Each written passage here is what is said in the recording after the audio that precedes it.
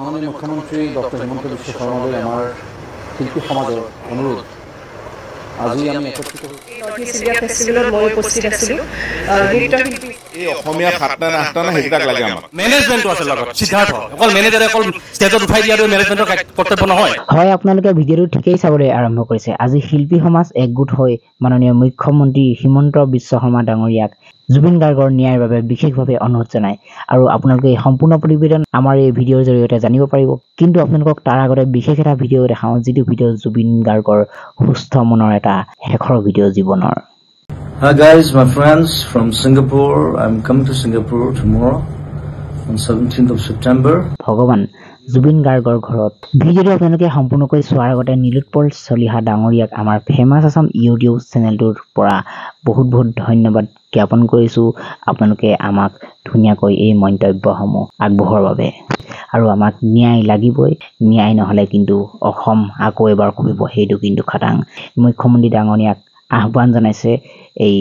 ন্যায়ৰ বাবে চাওঁ হওক ভিডিঅ'টো নমস্কাৰ প্ৰতি মাননীয় মুখ্যমন্ত্ৰী ডক্টৰ হিমন্ত বিশ্ব শৰ্মালৈ আমাৰ শিল্পী সমাজৰ অনুৰোধ আজি আমি একত্ৰিত হৈছোঁ আমাৰ হিয়া আমঠু জুবিন গাৰ্গৰ ঘৰত আৰু আমাৰ এটাই ইচ্ছা এটাই অন্তৰৰ পৰা আহ্বান এটাই দাবী যে জুবিন গাৰ্গে ন্যায় পাব লাগে আৰু আজি যিবোৰ গাফিলতি আমি দেখিবলৈ পাইছোঁ সামাজিক মাধ্যমত আমাৰ হিয়া আমঠু জুবিন গাৰ্গৰ লগত যিবোৰ ঘটনা হ'ল তাৰ আমি উচিত তদন্ত হোৱাটো বিচাৰোঁ আৰু নিৰপেক্ষ তদন্ত হোৱাটো বিচাৰোঁ কোনেও যাতে ক্ষমতাৰ জোৰ দেখুৱাই আইনৰ হাতৰ পৰা সাৰি যাব নোৱাৰে সেয়ে আমাৰ আপোনালোকৰ ওচৰত আস্থা বিশ্বাস আৰু অনুৰোধ আৰু বিশেষকৈ আমি এটাই ক'ব বিচাৰিছোঁ যে মুখ্য আকৰ্ষণ বুলি ইয়াৰ পৰা লৈ যোৱা জুবিন গাৰ্গক যেতিয়া তাত আমি হেৰুৱালোঁ তাৰ পাছতো যদি আমি যিখিনি শুনিবলৈ পাইছোঁ যে তাত এই ফেষ্টিভেলটো এটা অন্য নাম দি কণ্টিনিউ কৰা হৈছে চলাই থকা হৈছে গতিকে মই ভাবোঁ আৰু আমি এটাই ভাবোঁ যে যেনেকৈ দেশৰ বিপক্ষে মাত মতা মানুহজনক আমি দেশদ্ৰোহী বুলি কওঁ এইটো এটা জাতিদ্ৰোহী অপৰাধ আৰু ই অক্ষমনীয় আপোনাৰ ওচৰত মই কৃতজ্ঞতা জ্ঞাপন কৰিছোঁ আপুনি যি তৎপৰতা দেখুৱালে প্ৰত্যেকটা ক্ষেত্ৰত কিন্তু তাৰ মাজতে আমাৰ ক'বলগীয়া কিছু কথা আছে যে আজি আমি বিশেষ টুইট এটা আপোনাৰ পালোঁ যে আপোনালোকে শান্তনু মহন্তক ব্লেকলিষ্টেড কৰিছে মই তাৰ বাবে আপোনাৰ ওচৰত মোৰ কৃতজ্ঞতা জনাইছোঁ আমি আটাই আপোনাক ধন্যবাদ জ্ঞাপন কৰিছোঁ কিন্তু ব্লেকলিষ্ট কৰাটো আমাৰ কাৰণে গুৰুত্বপূৰ্ণ এইকাৰণে নহয় কাৰণ শান্তনু মহন্তক আপোনালোকে বা চৰকাৰে যদি আৰ্থিক সাহায্য দি বা আৰ্থিকভাৱে সহায় কৰি যদি এটা ফাংচন পাতিবলৈ সুবিধাও কৰি দিয়ে আগলৈ অসমৰ ৰাইজে কিন্তু অলৰেডি তেওঁ ব্লেকলিষ্ট কৰিছে গতিকে এইটো আমাৰ কাৰণে নতুন খবৰ নহয় গতিকে আমি অলৰেডি তেওঁক ব্লেকলিষ্ট কৰিছোঁ যে আমাক এতিয়া উচিত তদন্ত লাগে আৰু যিখিনি মানুহ আজি এই দুৰ্ঘটনাটোৰ বাবে দায়ী তেওঁলোক যাতে ট্ৰায়েললৈ আহে সেইটো কাৰণে তেওঁলোকক অতি শীঘ্ৰে এৰেষ্ট কৰি আমাৰ ওচৰলৈ আনিব লাগে আৰু প্ৰতিটো কথা ৰাইজৰ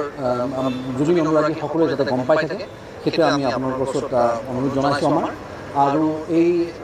প্ৰক্ৰিয়া যাতে নিৰপেক্ষ হয় তাকে আমাৰ আপোনাৰ ওচৰত পৰৱৰ্তী অনুৰোধ আৰু কোনো ধৰণৰ গাফিলতি নহয় যাতে বাকী আমাৰ সতীৰ্থসকলে যদি কোনোবাই কিবা ক'ব বিচাৰে ক'ব পাৰে এটা দুখ খবৰ সকলোৱে জানে আৰু এতিয়া আমি সকলোখিনি শিল্পী সমাজ আগবাঢ়ি আহিছোঁ তথা শিল্পী সমাজে অসমৰ সমূহ জনতাৰ প্ৰতিনিধিত্ব কৰি আপোনাক এটা কথাই ক'ব বিচাৰিছোঁ ডক্টৰ হিমন্ত বিশ্ব শৰ্মা ডাঙৰীয়া আপোনাক যিহেতু আপুনি যিখিনি কৰণীয় কৰিলে সেইখিনি সঁচাকৈ এজন ডাঙৰ ককাই হিচাপে আপুনি কৰিলে আপোনাক ধন্যবাদ জ্ঞাপন কৰিছোঁ ঠিক একেদৰে যিখিনি ৰবি শৰ্মা ডাঙৰীয়াই ক'লে সেই কথাখিনি সৰ্বত কৰি আপুনি যদি এই তদন্ত ক্ষিপ্ৰতাৰে আৰু সোনকালে যদি কৰে যিসকল আওতাত আহিছে তেখেতসকলক যদি আনি ধৰি আপোনালোকে সঁচা কাহিনীখিনি উলিয়াই তেতিয়াহ'লে অন্ততঃ জুবিন গাৰ্গে ন্যায় পাব বুলি আশা কৰিছোঁ গতিকে বিশেষ একো নকওঁ যিহেতু চাওক আমি ওলাই আহিছোঁ জনতা ৰৈ আছে আপোনাৰ বাবে আপোনাৰ আশাত আমি ৰৈ আছোঁ আপুনিয়ে হয়তো এই তদন্ত ক্ষিপ্ৰতাৰে কৰি আপোনাৰ তত্বাৱধানত আপুনি গোটেইখিনি উলিয়াই ন্যায় প্ৰদান কৰিব বুলি আমি আশাবাদী গতিকে আকৌ এবাৰ ক'লোঁ জুবিন গাৰ্গে ন্যায় পাব লাগে আৰু ন্যায় পাব লাগে আৰু ন্যায় পাব লাগে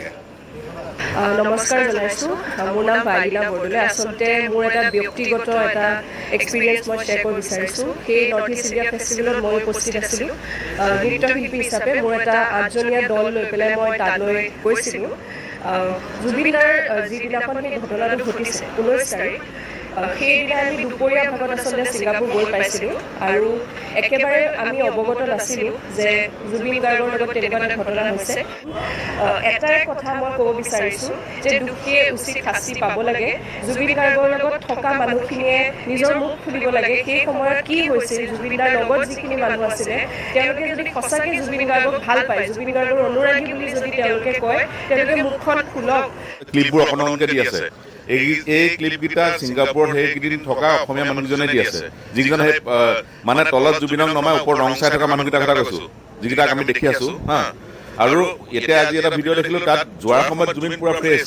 হা, মানে তাত গৈ পেলাই আৰু তাক বেছিকৈ মঞ্চত খুৱাইছে হা, তাক মানে বেহুচ কৰিছে, তাৰপিছতে পানীত নমাইছে তাক। যিকেইটা মানুহ আজি ব্লেকলিষ্টেড কৰিছে এজনক, সেইবোৰতো ধৰি আনিবই লাগিব। তাৰ লগত এই অসমীয়া 7টা নে 8টা নে সেইকেইটাক লাগে আমাক। তাক ছিংগাপুৰৰ পৰা কেনেবাকৈ মুখ্যমন্ত্ৰী মহোদয়ে ব্যৱস্থা কৰি তাহাঁতক তাৰপৰা উঠাই আনক, ইয়াত তাহাঁতক ৰাখক। আমি ইয়াত যেনেকৈ যি অৱস্থাত আছোঁ সেইকেইটা ইয়াত জেলত থাকিব লাগিব সেইটো অৱস্থাত। মেনেজমেণ্ট জুবিন দাৰ লগত আছিলে, সেই মেনেজমেণ্টৰ কিমান দূৰ মেনেজ কৰিছিলে সেইটো সঁচাকৈ এতিয়া লক্ষণীয় হৈ পৰিছে।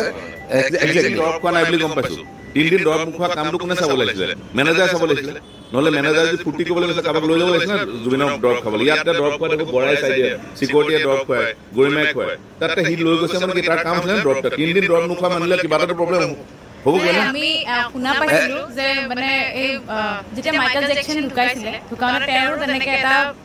মানে পাৰ্চনেল এটা হেৰি টীম আছিলে, ডক্টৰৰ টীম আছিলে। তেওঁলোকৰ গাফিলতিৰ কাৰণে যে মাইকেল জেকচন ঢুকাইছিল, তেওঁলোকে জেল খাটিবলগীয়া হৈছিল, তাৰ কাৰণে জেল খাটিবলগীয়া হৈছিল। গতিকে এনে নৰ্মেল মানুহ এজনে কিবা এটা কাৰোবাৰ নেগলিজেঞ্চৰ কাৰণে ঢুকালে, যদি কাৰ কাৰণে নেগলিজেঞ্চৰ কাৰণে ঢুকাইছে, তেতিয়া সেই মানুহকেইজনে একো জেলো খাটিবলগীয়া নহয়, একো কৰিবলগীয়া নহয়। কিন্তু আমি কাক হেৰুৱাইছোঁ সেইটো চাব লাগিব। আমি জুবিন গাৰ্গক হেৰুৱাইছোঁ। জুবিন গাৰ্গ নৰ্মেল মানুহ নহয় তাৰমানে। গতিকে সেই মানুহজন যিমান ডাঙৰ সত্তা, সিমান তেওঁৰ মানে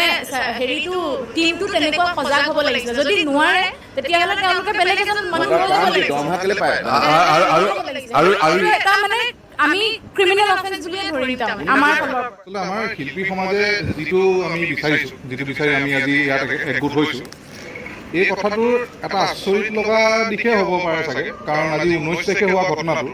আজিলৈকে কোনো এজন মানুহ আমাৰ ইয়াত আমাৰ অসমত চাগে উপস্থিত নাই। গতিকে আমাৰ চৰকাৰে হওক বা আমাৰ প্ৰশাসনে হওক, বাকী আইনে ক'ব, সময় ক'ব, তদন্তই ক'ব যে তাৰ উত্তৰটো কি হয় বা তেওঁলোকে কি কৰিলে কি নকৰিলে, তেওঁলোক দোষী হয় নহয় এইটো সময়ত ওলাব। কিন্তু তেওঁলোক বৰ্তমান আচলতে আমাৰ তদন্তৰ আওতালৈ আহিব লাগিছিল। ইমান সময় আচলতে আচৰিত লগা অকণমান আচৰিত লগা কথাটো সেইটোৱে। ত' মুখ্যমন্ত্ৰী মহোদয়ক আমি এইটো অনুৰোধ জনাইছোঁ যে অনতিপলমে তেওঁলোকক যাতে অসমলৈ অন্ততঃ যিকেইজন অসমৰ মানুহ, যিকেইজন অন্ততঃ অসমৰ মানুহ সেইকেইজন অন্ততঃ অসমলৈ আহক, আৰক্ষী জিম্মাত আহক, আৰক্ষী তদন্ত আৰম্ভ কৰক। আৰু ক্ষীপ্ৰগতিৰে তদন্ত চলিলেহে আচলতে অসমৰ ৰাইজে, অসমৰ সকলোৱে এটা সুদূত্ব পাব বুলি আমি আশা কৰিব পাৰোঁ। আৰু আমি জাষ্টিছ ফৰ জুবিন গাৰ্গ বুলি এখন ডিজিটেল পিটিশ্যনৰ ষ্টাৰ্ট কৰিছোঁ, আমি কেম্পেইন কৰিছোঁ। ইতিমধ্যে সকলোৱে চাইন কৰিছে, তাৰ পৰা বুজা যায়। তাৰ উপৰি মই আৰু এটা কথা কওঁ,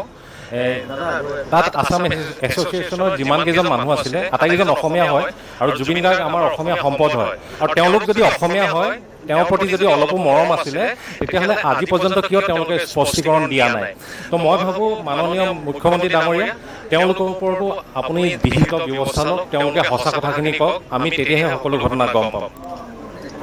এইটো এটা এবছলিউট মেনেজমেণ্টৰ ফেইলিয়াৰ হয়। আমি ইয়াৰ উচিত তদন্তটো বিচাৰিছোঁ। ধন্যবাদ। আমি বাকীখিনিতো কৈছে সকলোৱে মনত এটাই কথা চলি আছে। এখন ডিজিটেল পেটিশ্যনো আমি জেনেৰেট কৰিলোঁ। তাৰমানে কাগজ আকাৰে সকলোৰে বাবে চাইন কৰা সম্ভৱ নহ'ব পাৰে, কাৰণ সকলো বেলেগ বেলেগ জিলাত আছে।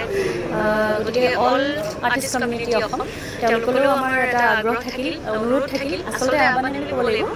যে আপোনালোকে পেটিশ্যনখন পাই যাব নিজৰ নিজৰ মোবাইলত, এখন চাইন কৰক। তেতিয়া আমাৰ ফালৰ পৰা যাতে এটা কণ্ঠ হিচাপে যায় যে আমি আচলতে মানে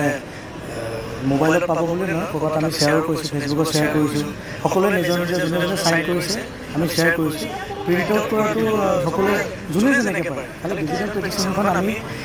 অলৰেডি লিংকটো এতিয়া মই যেনেকৈ শ্বেয়াৰ কৰিলোঁ বা সকলোৱে কৰিছে নিজৰ নিজৰ ছ'চিয়েল মিডিয়াৰ থ্ৰু। আপোনালোকে সেইখনত লিংকটোত গৈ ক্লিক কৰি পেটিশ্যন চাইন কৰি ছাবমিট কৰক, আৰু ছাবমিট কৰাৰ পিছত সেইটো আপোনালোকে আকৌ ৰিশ্বেয়াৰ কৰি দিব। একো কৰিব নালাগে, জাষ্ট এটা ক্লিক এটা কৰি দিয়ক। কথাটো এনেকুৱা হৈছে যে বিভিন্ন ছ'চিয়েল মিডিয়া বা সংবাদ মাধ্যমে কৈ আছে যে শ্যামকানু মহন্ত যিজনৰ নাম ওলাইছে কৈ দিলোঁ মই তেওঁ অমুকৰ পৰা অমুক চ'ৰ্চ পাইছে তমুক চ'ৰ্চ পাইছে তাৰ আমাৰ ক'বলগীয়া একো নাই আমাৰ ক'বলগীয়া এটা কথা যে তেওঁ আমাৰ জুবিন গাৰ্গক ব্যৱহাৰ কৰি আহিছে আজি বহুত বছৰৰ পৰা ব্যৱহাৰ কৰি আহিছে আৰু ব্যৱহাৰ কৰি কৰি তেওঁ শেষ কৰিব লাগে আমাৰ মনত এতিয়াও জুবিন গাৰ্গ আছে জীয়াই থাকিব কিন্তু তেওঁ এই যিটো নিৰ্মম হত্যাকাণ্ড বুলি কৈছোঁ এইটো নেগলিজেঞ্চি এইটো টোটেলি নেগলিজেঞ্চি কৰিছে তেওঁক টেকেন ফৰ গ্ৰাণ্টেড হিচাপে লৈছে শ্যামকানু মহন্ত এণ্ড কোম্পানীয়ে জুবিন গাৰ্গৰ নিচিনা সত্তা এটাক টেকেন ফৰ গ্ৰাণ্টেড হিচাপে লৈছে মেনেজমেণ্টটো আছে লগত সিদ্ধাৰ্থ অকল মেনেজাৰে অকল ষ্টেজত উঠাই দিয়াটো মেনেজমেণ্টৰ কৰ্তব্য নহয় ষ্টেজত উঠাই দি পইচা কেইটা লোৱাটো কৰ্তব্য নহয় জানিব লাগিছিল তেওঁ কি হ'ব পাৰে কি নহ'ব পাৰে তেওঁ চাই চিকিউৰিটি কিয় নাছিলে ইয়াত থাকিলে বাউন্সাৰ তাত কিয় নাছিলে ইয়াত বাউন্সাৰে জুবিন গাৰ্গক চুব নোৱাৰে এই একেটাই অনুষ্ঠান একেটাই মেডিকেল ইউনিট নাই একো নাই কিয় নাই তো এই কথাবিলাকৰ আমাক স্পষ্ট জবাব দিব লাগিব উত্তৰ দিব লাগিব আমি আমাৰ কণ্ঠ হেৰুৱাইছোঁ আমি আমাৰ সাহস হেৰুৱাইছোঁ সেইবিলাক যদি মই নাথাকোঁ ইয়াৰ উচিত তদন্ত হ'ব লাগিব আৰু মই জানো মাননীয় মুখ্যমন্ত্ৰী এইখিনি কৰিব পাৰিব ইমানখিনিলৈকে যদি কৰিব পাৰিছে এইখিনি ক্ষীপ্ৰতাৰে কৰিব আৰু ইয়াত স্বচ্ছ আৰু যিটো মানে নিষ্ঠা হিচাপে নিকা এটা আমাক সোনকালে ইয়াৰ যিটো দিব লাগিব কাৰণ আজি বহুদিন হ'ল আজি 19ৰ পৰা আজি 23 তাৰিখ পালে আমি ইমান দিন এইকাৰণে মনে 24 তাৰিখ পালে আজি এইকেইদিন আমি মনে এইকাৰণে আছিলোঁ যে আমি আমাৰ হিমাৰ আমোদজনক চিৰ বিদায় দিব লৈছিলোঁ তেওঁক ইতিমধ্যে তেওঁক সৎকাৰ কৰা হ'ল ইয়াৰ পিছত কিন্তু আমি মনে নাথাকোঁ গতিকে এইখিনি আমি অনুৰোধ জনালোঁ মাননীয় মুখ্যমন্ত্ৰী ডাঙৰীয়াক তেওঁ যেন এই আমাৰ এই মনৰ অৱস্থাটো বুজিবলৈ চেষ্টা কৰে ধন্যবাদ এইখিনি মই এষাৰ কথা ক'ব বিচাৰিছোঁ এজন মানুহক ডাইৰেক্টলি হত্যা কৰা আৰু মৃত্যুৰ মুখলৈ ঠেলি দি ৰং চাই থকা সমানেই একে অপৰাধ অক্ষমনীয় আৰু দণ্ডনীয় গতিকে মাননীয় মুখ্যমন্ত্ৰী মহোদয়লৈ মোৰ এটি অনুৰোধ লাগিলে ইণ্টাৰপলৰ সহায় লৈ হ'লেও ছিংগাপুৰৰ পৰা য়টখনত থকা সেই প্ৰতিজনকে অসমলৈ ধৰি সাঙুৰি লৈ আহিব লাগে তাৰপিছত ইয়াত বিচাৰ কৰা হ'ব আৰু যিকেইজন মানুহ এতিয়া বৰ্তমান আহি পোৱা নাই আমাৰ অসমৰ যিকেইজন বাহিৰলৈ গৈছে তেওঁলোকক অনতি পলমে যেনেকৈ নহওক অনাৰ ব্যৱস্থা কৰিব লাগে অতি সোনকালে এইখিনিয়ে মাননীয় মুখ্যমন্ত্ৰী মহোদয়ৰ ওচৰত আমাৰ শিল্পী সমাজৰ অনুৰোধ ধন্যবাদ এটা কথা ক'ব খুজিছোঁ এই টুকুৰা যিবিলাক ভিডিঅ' দি আছে শেষৰ ভিডিঅ'টোত আমি এটা কথা বাৰে বাৰে লক্ষ্য কৰিছোঁ তেওঁ যেতিয়া বহি আছিলে বহি থাকিব পৰা নাই মানুহজন সুস্থ হৈ থকা নাই আৰু সেইখিনি সময়ত তেওঁক লাইফ জেকেট নোহোৱাকৈ বাৰে বাৰে তেওঁক জোৰ কৰি আছে যে নামক আপুনি পাৰিব এই কথাখিনি যিজনে কৈ আছে তেওঁলোক বিচাৰৰ আওতালৈ আহিবই লাগিব তেওঁলোকক সমানেই দোষী তেওঁলোক মানে নিৰ্দোষী নহয় তেওঁলোকে যদি বাধা কৰিলেহেঁতেন যাব খুজিলেও তেওঁক যদি লাইফ জেকেটটো পিন্ধাই দিলেহেঁতেন অন্ততঃ আমি জুবিন গাৰ্গক আজি আমাৰ মাজতে